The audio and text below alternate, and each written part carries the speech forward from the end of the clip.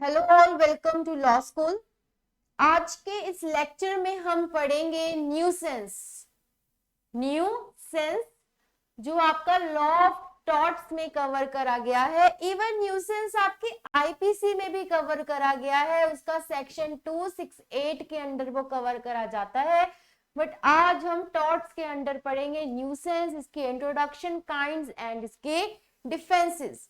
और इसकी एक और वीडियो बनाऊंगी मैं, उसमें हमें आपको इसकी रेमेडीज कवर करूंगी और ट्रेसपास और न्यूसेंस का डिफरेंस कवर करूंगी। So let's start.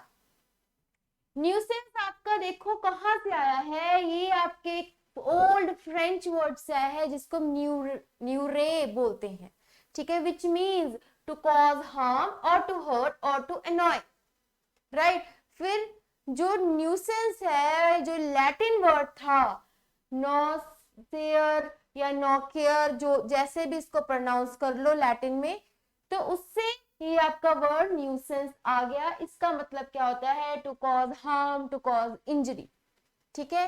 तो बेसिकली आपका न्यूसेंस वर्ड क्या कहता है? ये कहता है to cause harm, to hurt someone और टू अनॉय समवन, ठीक है।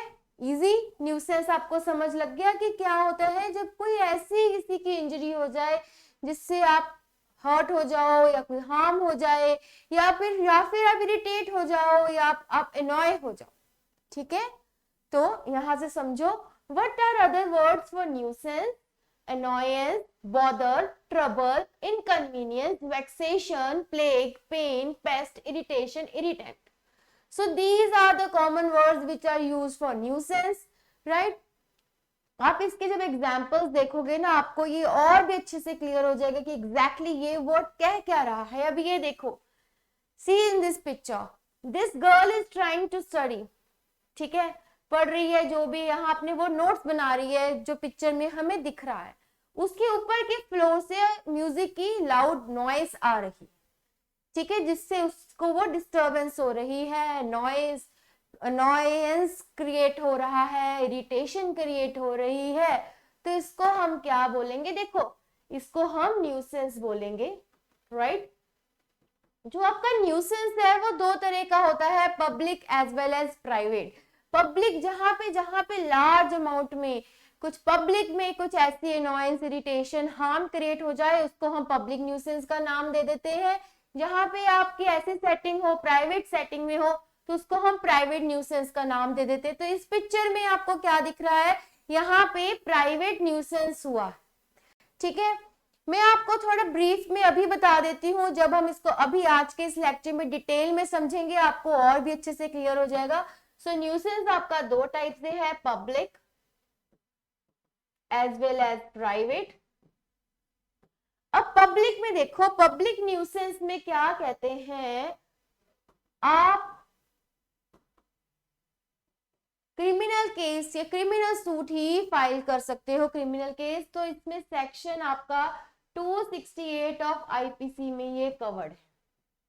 सिर्फ आप उन केसेस में कहते हैं पब्लिक केस, जो पब्लिक न्यूसेंस है, उसमें आप सिविल सूट, सिविल एक्शन नहीं कर सकते। But yes, there are certain cases जब आप सेक्शन 91 ऑफ सीपीसी के अंडर पब्लिक न्यूसेंस में प्राइवेट न्यूसेंस का सिविल एक्शन फाइल कर देते हो, जब कुछ ऐसी पब्लिक न्यूसेंस हो रही है। फॉर एग्जाम्पल, कोई आपका रोड पे कोई खड्डा खोद दिया गया है जिससे बहुत ही इनकन्वीनियंस हो रहा है गाड़ियों को आने जाने में, और अनफॉर्चुनेटली कोई जो बाइक चला रहा था वो उसमें गिर गया, उसका बहुत ही इंजरीज हो गई, उसको काफी नुकसान हो गया।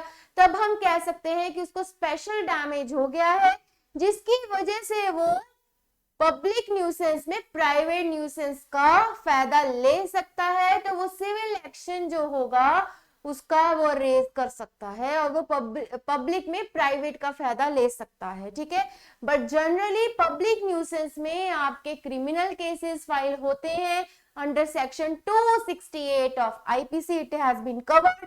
और जो सिविल एक्शंस है मोस्टली इसके वो 91 सेक्शन ऑफ सीपीसी में कवर्ड है, वो अभी आपके लिए जरूरी नहीं है, बट आईपीसी का 268 सेक्शन आप याद रखना, ठीक है। और अब देखो आगे बात प्राइवेट की। प्राइवेट न्यूसेंस जो है इसको हम राइट इन पर्सोनम के नाम से भी जानते हैं, ठीक है। Right in personam means right in the personal capacity, जब आपकी कोई इंफ्रिंजमेंट ऑफ राइट हो जाए। अब प्राइवेट में आपको क्या करना है, आप दो तरीके से अपने जो है क्लेम कर सकते हो डैमेजेस। पहले वही damages in the form of compensation and other will be in the form of injunctions. Injunctions again it is given in your civil code, right. Injunction क्या होती है, जब आप किसी चीज की स्टे ले लेते हो, कोई रोक लगा लेते हो, परमानेंट टेम्परेरी, दो तरह की इंजंक्शंस होती हैं आपके लॉ में। तो आपको बस इतना याद रखना है, अगर आपकी कोई न्यूसेंस हो रही है, वो प्राइवेट तरीके से हो रही है, आप दो तरीके से इसकी वो ले सकते हो आप एक्शन। पहला डैमेजेस, जहां पे आपको मॉनेटरी फॉर्म में आपको कंपनसेशन दे दी जाएगी। दूसरा है इंजंक्शन, जहां पे मान लो कोई बिल्डिंग है और वो कुछ कर रहे हैं आपकी प्राइवेट स्पेस में, उसमें बहुत दिक्कत आ रही है, तो आप उस चीज का स्टे लगवा दो, उसकी बिल्डिंग की जो आगे चलेगा उस पर रोक लगवा सकते हो कि नहीं होगा। और कोर्ट इंजंक्शन दे देती है कि देखो बहुत प्रॉब्लम हो रही है, तो इंजंक्शन हम ग्रांट कर रहे हैं। ठीक है, तो प्राइवेट में आप दो तरीके से ले सकते हो, damages as well as injunction. और क्रिमिनल केसेस में, और सॉरी पब्लिक न्यूसेंस में क्रिमिनल सूट ही फाइल होगा, और उसकी प्रोविजन आपकी 268 आईपीसी में न्यूसेंस के बारे में बता रखा है। तो आपको बस इतना याद रखना है, पब्लिक न्यूसेंस हो गया तो क्रिमिनल, ठीक है। अगर प्राइवेट हो गया देन सिविल एक्शन अरेज कर लो, डैमेजेस ले लो या इंजंक्शन ले लो, राइट। बट आप पब्लिक में सिविल एक्शन तब ले सकते हो जब किसी पर्सन को स्पेशल डैमेज हो जाए, वो public nuisance.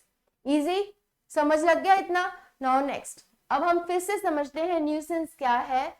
A person in possession of a property is entitled to its undisturbed enjoyment. अब आप अपने घर में रह रहे हो, ठीक है, तो हर किसी बंदे का ये एक तरह से राइट है कि वो अपने घर में अनडिस्टर्ब्ड एंजॉयमेंट के साथ रहे। अब उसने अपनी कन्वीनियंस के लिए, अपनी एंजॉयमेंट के लिए कोई मान लो पार्क बनाया घर के बाहर, या घर में कुछ ऐसा, मतलब each and every person want to have an enjoyable life, right. और पोजेशन उसके प्रॉपर्टी का है उसका, तो he is also entitled for that enjoyment also, right. अगर कहते इफ समवन एल्स कुछ ऐसा इम्प्रॉपर यूज कर ले या उसकी एंजॉयमेंट में कुछ बाधा क्रिएट कर दे जिसकी उससे उस पर्सन की इंटरफेरेंस से उसकी एंजॉयमेंट खराब हो रही है, तो हम कह देते हैं कि न्यूसेंस जो है वो हो गया है। इजी, पहला पैराग्राफ आपका यही बात कर रहा है कि जब कोई किसी की इंजॉयमेंट में इंटरफेरेंस कर दे, उसकी इंजॉयमेंट खराब हो जाए, उसको हम कह देते हैं कि टॉर्ट ऑफ न्यूसेंस हो गया है, right. Nuisance is an injury to the right of person's possession of his property to undisturbed enjoyment of it and results from an improper usage by another individual. ठीक है, nuisance क्या है, एक तरह की इंजरी है। किसकी इंजरी है, right of persons possession of his property. Simple, nuisance को हमने कैसे समझना है टॉर्ट में, जब आपका क्वेश्चन आता है, देखो क्लैट के या किसी भी एग्जाम में आपका क्वेश्चन आएगा न्यूसेंस का, ऐसी प्रोपोजिशन आपको दे दी जाएगी जहां पे आपको ये चेक करना है कि पर्सन का पोजेशन थी वो प्रॉपर्टी, और उसमें कुछ ऐसा इंसिडेंट हो गया, कुछ ऐसी बात हो गई जिसके उसके राइट ऑफ एंजॉयमेंट में बाधा क्रिएट हो गई, उसका वो कुछ हार्म हो गया, या कुछ उसको ऐसी लीगल इंजरी हो गई, या कोई अनॉयंस क्रिएट हो गई, तो आपने समझ आना है कि न्यूसेंस हुई है।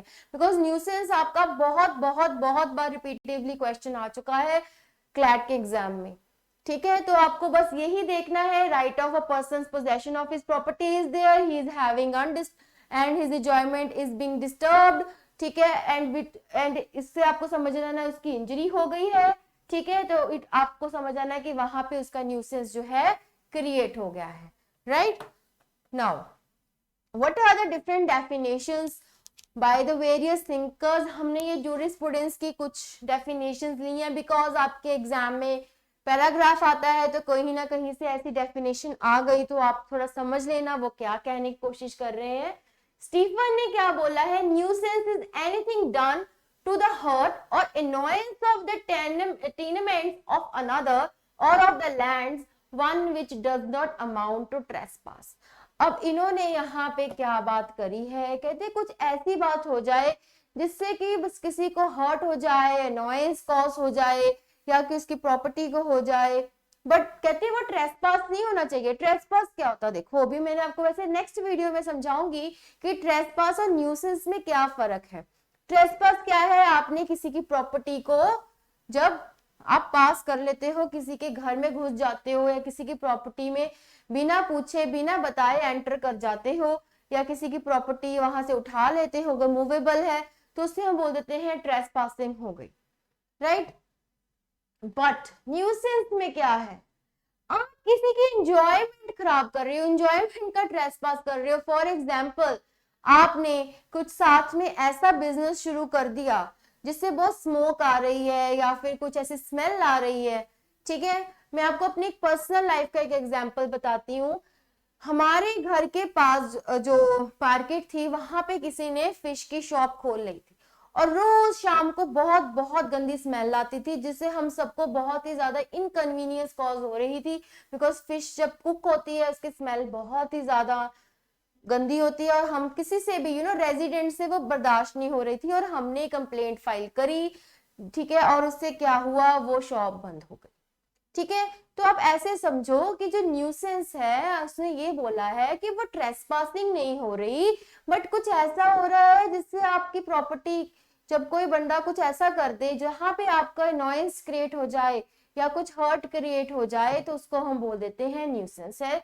तो स्टीफन ने अपनी डेफिनेशन में ऐसे बोला है। सैलमन ने क्या कहा है, न्यूसेंस कंसिस्ट इन कॉजिंग और allowing to cause without lawful justification the escape of any deleterious thing from one's land or from anywhere into land in possession of the plaintiff such as water, smoke, gas, heat। देखो इन्होंने ये बात कर दी कि अगर आपकी अपनी property है, अपनी प्रॉपर्टी में बट ऑफ कॉस्ट है, आपके पास राइट ऑफ एंजॉयमेंट है उसमें, और साथ में कुछ ऐसी चीज हो जाए, कुछ ऐसी स्मोक या गैस लीक, मतलब कुछ ऐसी हो जाए जिससे आपको बहुत प्रॉब्लम हो रही है, तब हम मान लेंगे कि आपको न्यूसेंस क्रिएट हुई है, ठीक है। तो ये आपने दो डेफिनेशन समझ ली। अब हम चलते हैं इसेंशियल एलिमेंट्स ऑफ न्यूसेंस। देखो इसके दो इसेंशियल एलिमेंट्स हैं। पहला तो एक रॉन्गफुल एक्ट होना बहुत जरूरी है। दूसरा है कि कोई डैमेज दिखी होनी चाहिए, कि आपको कुछ डैमेज हो रहा है या कुछ लॉस हो रहा है या कुछ अनॉयंस कॉज हो रही है, ठीक है। अब मैंने आपको जो अपनी फिश वाली शॉप का एग्जांपल दिया था, तो काफी लोगों को उसका अनॉयंस क्रिएट हुआ था, बिकॉज स्मेल वाज बियॉन्ड कि हम उसको कर ले, तो इस करके वो बंद ही करवा दी थी शॉप, क्योंकि वो मेन मार्केट में थी, ठीक है। तो ऐसे कुछ एग्जांपल्स हम आगे और भी पढ़ेंगे जो रियल केसेस हैं, जो हम आपको मैं आगे बताऊंगी। और रॉन्गफुल एक्ट पहले समझो क्या है। Any act which is done with intention to cause infringement of legal rights of another is considered to be a wrongful act. कुछ ऐसा एक्ट हो जाए जिसकी आपके लीगल राइट को असर पड़े, ठीक है, आपकी इन्फ्रिंजमेंट हो जाए लीगल राइट की, then we will consider it to be a wrongful act. अब दूसरा, कुछ आपको एक्चुअल डैमेज लॉस हो जाए, डैमेज और लॉस और noise must be such which the law should consider as a substantial material for the claim। Basically कुछ ऐसे केसेस थे आए जिसमें डैमेज कुछ शो ही नहीं हो रहा था, तो उस केस में हम उसको न्यूसेंस का एक्ट नहीं दे देते।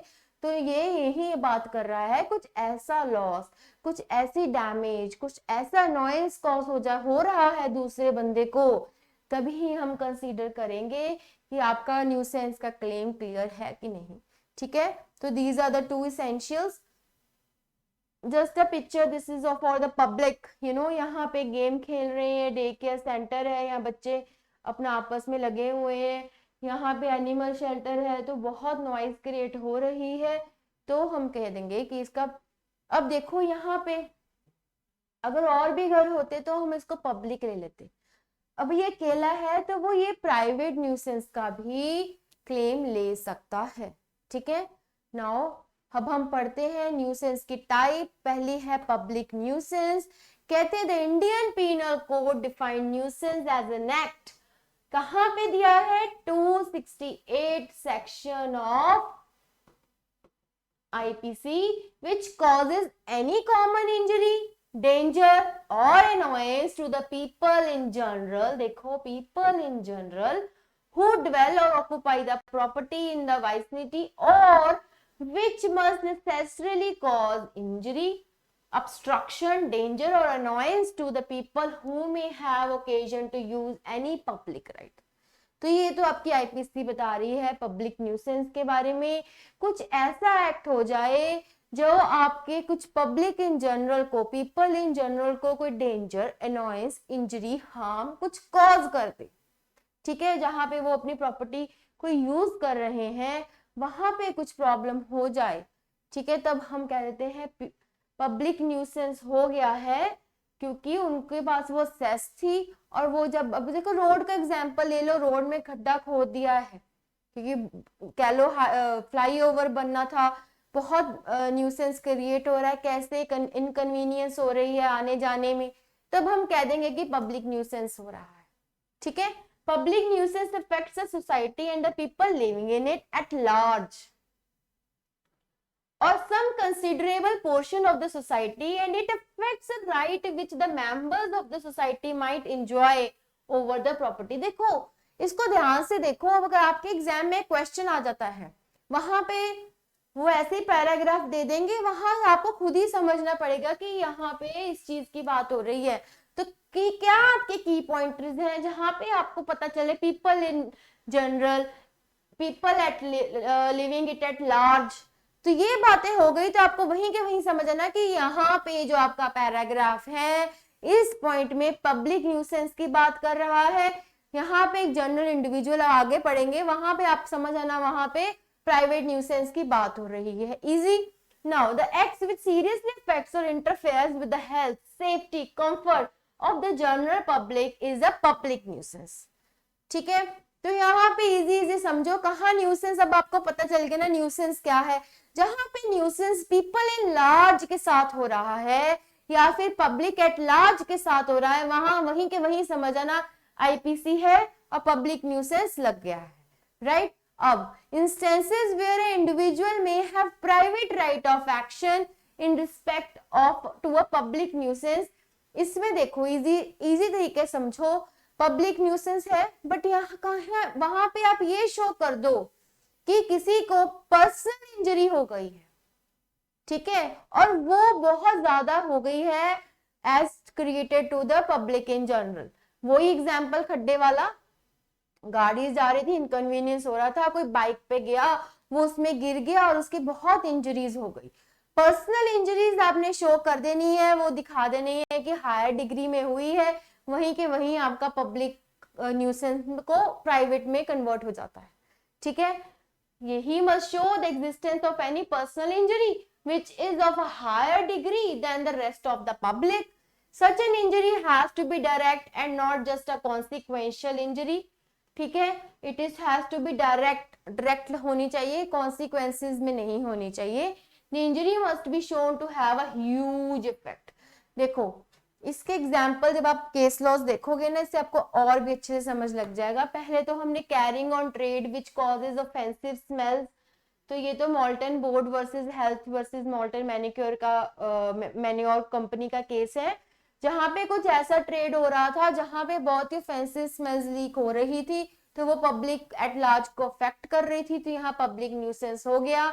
दूसरा है आपका इंटॉलरेबल नॉइसेस का, ठीक है। फिर तीसरा है drawing water in a can from a filthy source, किसी फिल्थी सोर्स से आप पानी भर के रख रहे हो और वो पिला रहे हो, again it is for the public nuisance, right. अब प्राइवेट न्यूसेंस कैसे हो जाती है, अगर मान लो आपकी लोकेलिटी में कुछ ऐसा फैक्ट्री है, ठीक है, और उसकी जो कुछ ऐसी गैस लीक हो रही है और आपके बाकी सबको भी न्यूसेंस हो रही है थोड़ी बहुत, बट आपके घर में पर्टिकुलरली कोई अस्थमा का पेशेंट है और उसको ज्यादा प्रॉब्लम हो गई है, तब आप उसमें प्राइवेट पब्लिक में ही प्राइवेट न्यूसेंस का है ले सकते हो, ठीक है। नाउ अब हम चलते हैं प्राइवेट न्यूसेंस में। Private nuisance is that kind of nuisance in which a person use, पहले हमने क्या पढ़ा था, public at large, person at large, public in general, right, और use of enjoyment of his property is ruined by another. Basically इसको ना हम neighbour to neighbour भी बोल देते हैं प्राइवेट न्यूसेंस को, बिकॉज यू नो एक प्राइवेट पर्सन से ही प्रॉब्लम क्रिएट होती है इसमें, ठीक है। It may also injuriously affect the owner of the property by physically injuring his property or by affecting the enjoyment of the property. Unlike public nuisance, in private nuisance, an individual's usage or enjoyment of property is ruined as distinguished from the public or society at large. The remedy for private nuisance is a civil action for damages or injunction or both. तो ये क्या है आपका, ये right in पर्सोनम है आपका, ठीक है, राइट इन पर्सोनम है। क्या कैसे है, बिकॉज यहाँ पे जो पर्सन का यूज है अपनी एंजॉयमेंट का वो कोई और रुइन कर रहा है, ठीक है। जब ये बात हो गई तो आपको समझ आना है वहां पे प्राइवेट न्यूसेंस हुआ है, राइट। आगे चलते हैं। What are the elements which constitute a private nuisance? The interference must be unreasonable or unlawful. It is meant that the act should not be justifiable in the eyes of the law and should be by an act which no reasonable man would do. अब देखो पहला point क्या है कि जो आपका act, अब जो भी इंटरफेरेंस हो रही है वो अनलॉफुल होनी चाहिए या फिर वो अनरीजनेबल होनी चाहिए। मतलब कि क्या, इसका क्या मतलब है कि वो जस्टिफाइबल नहीं होनी चाहिए लॉज की आईज में, ठीक है, और वो ऐसे एक्ट होना चाहिए कि जो रीजनेबल मैन नहीं करेगा, right. Such interference has to be with the use or enjoyment of land or some other rights over the property, or it should be in connection with the property of or physical discomfort. There should be seeable damage to the property or with the enjoyment of the property in order to constitute. अब ये इसमें हमने क्या देखना है, मैंने आपको essentials पहले ही करवा दिए थे। रॉन्गफुल एक्ट देखना है आपको एक, एंड डैमेज देखना है। जब ये दो एसेंशियल्स आपके दिख गए तो अपने समझ आना है कि न्यूसेंस हुआ है और कैसा हुआ है वो देख लेना, प्राइवेट हुआ है कि पब्लिक हुआ है, राइट। अब nuisance may be in respect of either property or physical discomfort। तो प्रॉपर्टी के केस में कैसे, इन केस ऑफ न्यूसेंस जब आपकी प्रॉपर्टी पे हो जाता है कुछ इंजरी दिखती है, ठीक है, will be enough to support कि आपका कोई डैमेज दिखाने के लिए ना। In the case of nuisance with respect to property any sensible injury to the property will be enough to support an action for the damages. अब physical discomfort में क्या देखेंगे, दो एसेंशियल्स अगेन हम देखेंगे। फिजिकल डिस्कम्फर्ट अगर आपको show करना है, ठीक है, पहला in excess of natural and ordinary cause of enjoyment of the property. The usages by third party should be out of the natural course of enjoyment from one party. पहला point क्या है physical discomfort का, in excess of the natural and ordinary course of enjoyment of the property, ठीक है। दूसरा, interfering with the ordinary conduct of human existence. The discomfort should be such a degree that it should affect an individual in the locality and people would not be able to put up और tolerate with the enjoyment, ठीक है। कुछ ऐसा हो जाए कि आपकी जो ऑर्डिनरी कंडक्ट आपका जो हो रहा है, डेली रूटीन का काम हो रहा है, उसमें आपके डिस्कम्फर्ट आ रहा है, ठीक है। और पहला natural and ordinary course of enjoyment, अगर आपका कुछ ऐसा हो जाए जिससे कुछ किसी की यूसेज ऐसे हो जाए कि जिससे आपको इफेक्ट हो रहा है, ठीक है। तो बेसिकली आपको क्या देखना है, पहला प्रॉपर्टी पे देखना है कि कुछ ऐसी सेंसिबल इंजरी हुई है, दूसरा आपने अपना फिजिकल डिस्कम्फर्ट देखना है। अगर ये दो एसेंशियल्स आपके दिख गए तो हम मान लेंगे न्यूसेंस जो है वहां क्रिएट हो गया, राइट। अब इसके कुछ केस लॉज देखते हैं। पहला केस क्या कहता है, in Helen's smelting company versus T B. इसमें क्या था, the fumes from the defendant's manufacturing work damaged plaintiff's tree and shrubs. The court held that such damage being an injury to property gave rise to cause of action, ठीक है। अब उसके ऐसा कुछ fumes निकल रहे थे जिसकी वजह से उसकी प्लेंटिफ की ट्रीज एंड श्रब्स अफेक्ट हो रही थी और उसने बोला कोर्ट ने कि यस हमें फिजिकली सेंसिबल डैमेज दिख रहा है, hence cause of action arise हो जाएगा। Second case in Ramraj Singh versus Babulal. अब इस केस में क्या हुआ था, जो प्लेंटिफ थे वो डॉक्टर थे, उन्होंने कंप्लेन करी कि जो साथ मेरे शॉप है या जो काम हो रहा है वो ब्रिक्स कटिंग का जो भी काम करता था उसके डस्ट से, जो डस्ट है मेरे अंदर क्लिनिक में आ रही है और मेरे पेशेंट्स भी इससे वो उनको भी फर्क पड़ रहा है, ठीक है।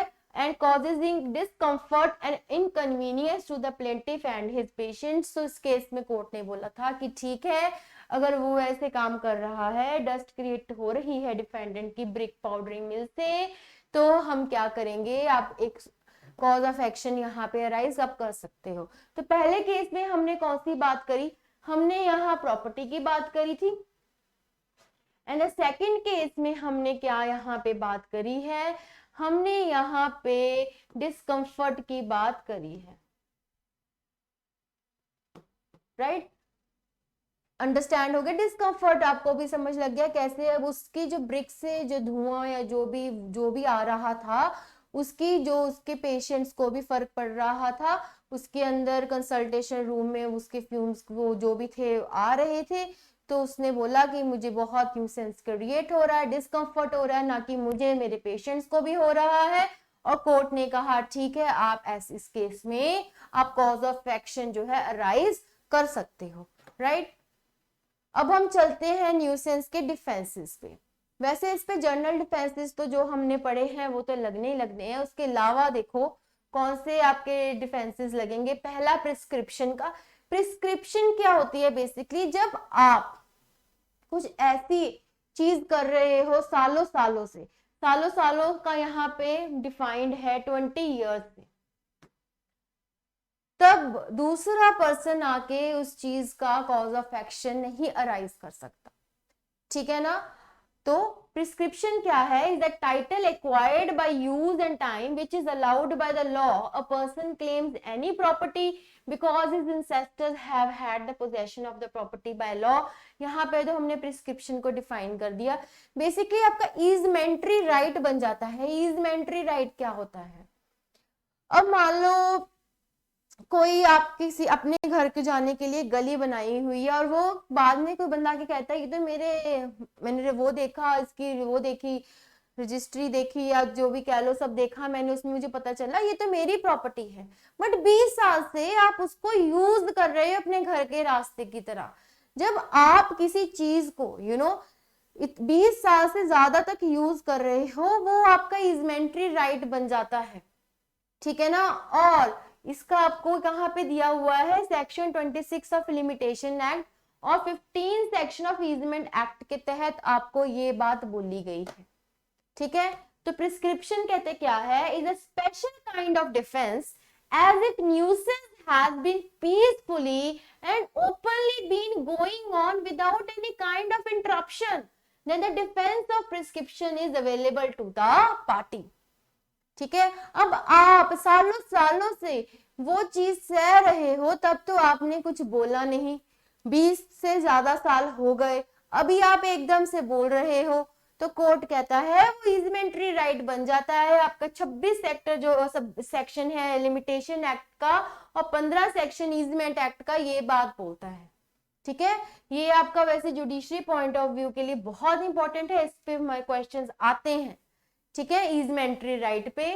तो यहाँ पे इन्होंने टाइम लिमिट भी बताया, on expiration of the term 20 years the nuisance become legalized as if it has been authorized in its commencement by a grant from the owner of the land, ठीक है। जब आपकी कोई न्यूसेंस 20+ years से हो रही है, वो न्यूसेंस आपकी लीगल मानी जाएगी। ये आपका डिफेंस है। 20 years देखो बहुत होते हैं, तो 20+ years आपने बता दिया कि देखो हो रहा है ये बात, तो आपकी वो न्यूसेंस लीगल हो जाएगी, ठीक है। अब there are 3 essentials to establish a person's right by prescription। पहला, यूज और एंजॉयमेंट ऑफ द प्रॉपर्टी। पहला पॉइंट ये बता दो कि आप यूज या एंजॉयमेंट कर रहे हो प्रॉपर्टी की, B must be acquired by the individual by law and the use and enjoy must be done openly and peacefully, ठीक है। पहला पॉइंट ये है। दूसरा, identify of the thing property enjoyed, the individual should be aware of the identify of thing or property which he or she is peacefully or publicly enjoying. It should be unfavorable to the rights of another individual. The use or enjoyment of the thing or property should be of such a nature that it should be affecting the rights of another individual, thus causing nuisance, and even after knowing of such nuisance being caused, there must have been no action taken against the person causing for at least 20 years। ये main बात है आपकी इसमें। कहते कुछ ऐसा act हो रहा है, किसी के राइट अफेक्ट हो रहे हैं दूसरे इंडिविजुअल के, और ऐसे एक्ट से न्यूसेंस क्रिएट हो रही है सालों सालों से, ठीक है, और दूसरे बंदे को पता भी है ये बात की कि न्यूसेंस क्रिएट हो रहा है, ठीक है, देन कहती आप कोई एक्शन, कॉज ऑफ एक्शन जो है इसके अगेंस्ट फिर नहीं ले सकते, क्योंकि वो जो आप ये चीज है वो 20 साल से सह रहे हो, तब तक तो आपने कोई कॉज ऑफ एक्शन राइज नहीं करा। अब आफ्टर 20+ ईयर्स आप कह रहे हो कि अरे अरे मुझे प्रॉब्लम हो रही है, तो वो प्रॉब्लम आपकी नहीं मानी जाएगी, वो न्यूसेंस आपकी लीगलाइज हो जाएगी, वो आपका इन्वेंटरी राइट के तौर पे दूसरा बंदा बोल देगा कि ये तो मेरा राइट है, ठीक है, इजी। आपको बस इसमें क्या डिफेंस में समझना है, अगर आपका क्वेश्चन आता है तो इसी पे ही आएगा, प्रिस्क्रिप्शन पे आ जाता है, बिकॉज समझ आपको देखने में टफ लगता है, समझने के लिए बहुत इजी है, आपको बस ये बात इसमें इजी तरीके से समझाती हूँ, ये याद रखनी है, कुछ ऐसी न्यूसेंस है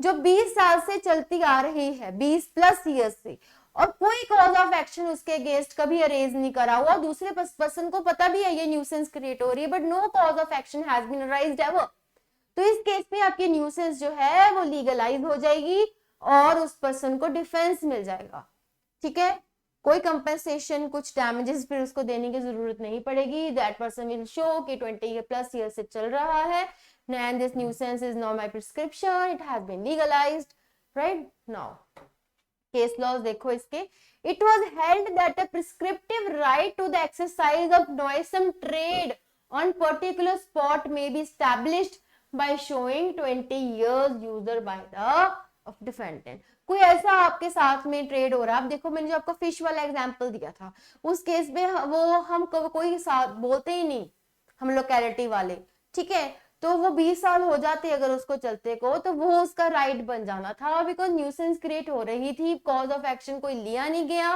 तो वो उसका राइट बन जाएगा, उसके पास वो डिफेंस है।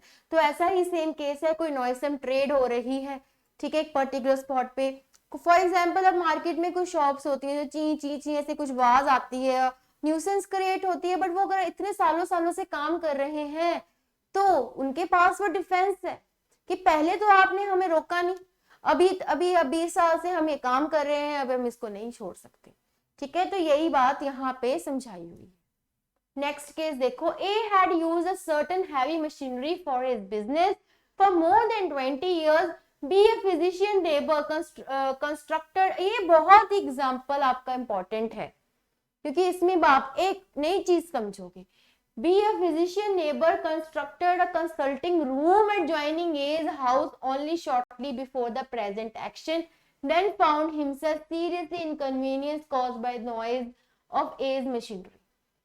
अब देखो A का बिजनेस है जो 20+ ईयर्स से चल रहा है, ठीक है, B ने इसके साथ में ही एक फिजिशियन है, तो बट ऑफ कोर्स की बात है, को क्लिनिक वगैरह खोल लिया, ठीक है, उसको पता चला कि इसके साथ ही जो उसका रूम है इतनी इनकन्वीनियंस कॉज हो रही है जितनी इसकी हैवी मशीनरी की आवाज है, ठीक है।